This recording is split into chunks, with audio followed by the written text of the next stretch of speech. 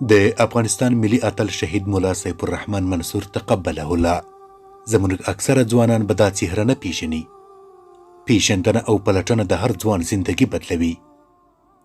د هغه څوک ده چې د اسلامي امت لپاره یې بېسارې قربانۍ ورکړي او د اسلام لپاره یې هغه څه ګاللي چې ډیر انسانان به د ګاللو توان ونه لري. شهید مولا سیف الرحمن منصور تقبله الله یو متقی، عاجز او پرهیزګار انسان و. د دین د خدمت لپاره او د اسلامي امت د تقوی لپاره الله تعالی دومره انرژي ورکړې و چې کفار یې کارنامو ته لاس په زنه شول.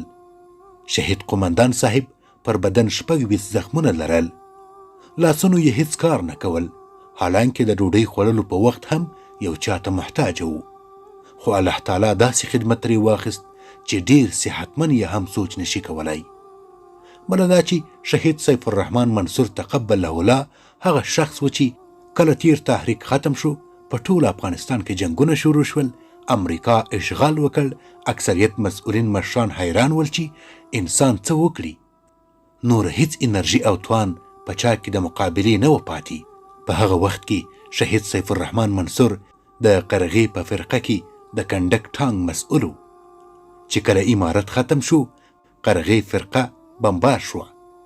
منصور صاحب د پکتیا په طرف روان شو. بیا هغلته هم امریکایانو ورو ورو ځانونه او د وخت خلک سره ځای پر ځای کړو. پر مجاهدینو یو منطقه ډیره تنګه کړه. په هغه وخت کې د سیف الرحمن منصور صاحب سنگر د شاهي کوټ درې وي چې همغلته یې د مقاومت لپاره سنگر محکم کړ. بس له هغه وروسته چې هیڅوک په میدان کې نه ښکاره کېده، د امریکا او متحدینو یې چې کوم مرام و د اسلامي نظام سقوط هغه پوره شو. امارت په پوره معنا سقوط وکړ. خو د غرب ښکېلاګرو لا د شهید سیف الرحمن منصور د اسلام تان د جذبه او ایمانی قوت نه و لیدلی. حتی د امریکا او ځینو متحدینو یې د سیمې ځینې مشران په کراتو شاهي کوټ ته ورلیږل چې راشئ تسلیم شئ. خو شهید سیف الرحمن منصور له الله تعالی سره د سر په بدل کې کړي وعدې ته منتظره و. د یو څو سرشیندلو مهاجرینو او انصارو مجاهدینو سره بیا د غرب ښکېلاګرو په شاهي کوټ کې داسې جګړه پیل کړه چې تصور کول یې هم مشکل و. خو الحمدلله د الله تعالی د نصرت او د تنقیو شاه زلمیو د اسلامي جذبې پر اساس الله تعالی مجاهدین داسې بریالي کړل چې د غرب د ښکېلاګرو سپر طاقت په صفر بدل شو. او په خپله یې دا اعتراف وکړ چې زما طاقت یو ځل په ویتنام کې له صفر سره ضرب شوی و او بل په شاهي کوټ کې.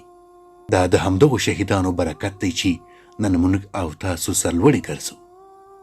نو زموږ له ځوانانو څخه دا هیله ده چې د اسلامي امت ستر ویاړلي او ښاغلي اتلان هیر نه کړي، له کارنامو یې برخمن شي او په آینده کې د دغسې شاه زلمو له پنده ډکو او حقیقي حکایاتو انرژي واخلي.